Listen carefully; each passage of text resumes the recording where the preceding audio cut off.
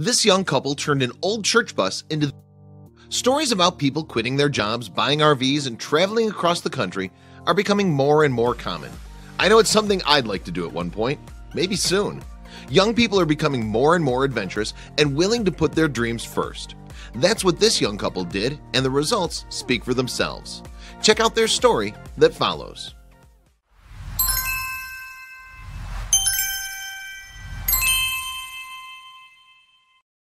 Getting your hands on something like this would be pretty awesome.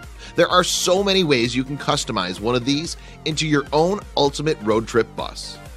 This thing's definitely needed some TLC, however. That much was clear right from the get-go. Before that could begin, though, some things had to be taken care of. The bus was full of rust and rat droppings, definitely things you don't want in your home away from home. The interior wasn't the only problem either. The engine hadn't been started in months. Some electrical problems would need to be handled as well. With all of these problems in mind, they bought the bus for $1,000 and took it home. Next up was drawing up some blueprints for the inside. That's quite an ambitious plan right there. They first went about removing the seats. You really get a sense of the amount of space that's actually available when they're out. This doesn't look like a fun job. They had to use an ice scraper to remove the old floor matting. While the floor scraping was being done, work on the engine was also commencing. I like that both of these people are getting their hands dirty with this project. They really are true DIYers. Replacing the filters was an absolute necessity, considering some of them hadn't been changed since the buyer was a mere 8 years old. Fixing leaks and frayed wires was also part of the challenge of this project. Doing it all themselves really helped save some money, though. The only big cost was rebuilding the transmission, which they couldn't do themselves, and that cost them around $3,500. Ouch. Eventually, they were able to get the leaks, groans, and creaks to stop. One of the challenges in trying to tackle this project yourself is the lack of proper tools to get the job done. They needed to cut a hole in the side of the bus in order to run some wiring, plumbing, and a solar fan vent.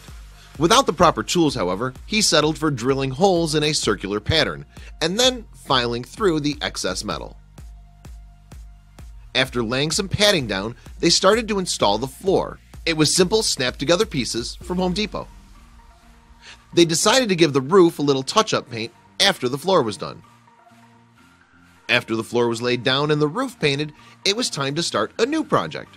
They decided to start building a storage box for the solar batteries that would fit right over the wheel well.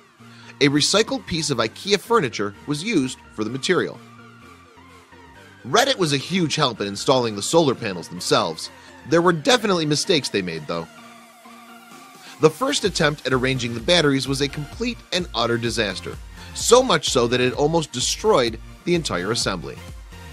After some trial and error, however, things were back on track. Using solar power on this bus should add an incredible amount of energy efficiency. You would never know the batteries were there either. It simply looks like a nice little seating area. Now that looks comfortable. To create the bed frame, the couple purchased some cheap wooden cabinets and built a frame on top of them. This offers storage use in the actual cabinets themselves and underneath the bed. Pre-made cabinets from Lowe's were installed to provide some ample kitchen storage. They simply bolted them to the floors and walls. You can't have cabinets without countertops. They recycled a piece of unused flooring to create a nice backsplash. I really love what they did here. Instead of just throwing out the rest of the unused flooring, they decided to use it to create a wood panel effect on the walls. It really ties the whole place together, in my opinion. The builders tried to be economical at every point they could. Most of the wood was scrap and discount supplies were used for everything possible. The most expensive part of the interior were the cabinets. Looking at these photos is making me want to buy an old bus so bad. If I could have a place like this to live instead of an apartment or a house, I'd take it in a heartbeat. The couple now lives on the bus full-time. Their finances are very limited, so they use the bus as a mobile studio. The poster is an illustrator and uses his iPad for everything. His girlfriend is an editor, so they make a great pair. They actually just released a book through Kickstarter that details the anatomy and biological history of mythical creatures. It doesn't look like they have any walls around the toilet at this point, which could prove to be a problem somewhere down the road. Get it? This lifestyle would definitely suit me though. The open road is where I belong. These two have a lot to be incredibly proud of. Most people would never even attempt this by themselves, let alone be able to actually finish it and set out to chase their dreams. This made me incredibly jealous. I feel like I should just take the leap and buy one of these old things and start fixing it up slowly. It may take a while, but the end result would be totally worth it if it turned out anything like this. It really can be inspiring watching two people who use what little they have to achieve a dream of theirs. No doubt they're enjoying their time on the road and, more importantly, with each other.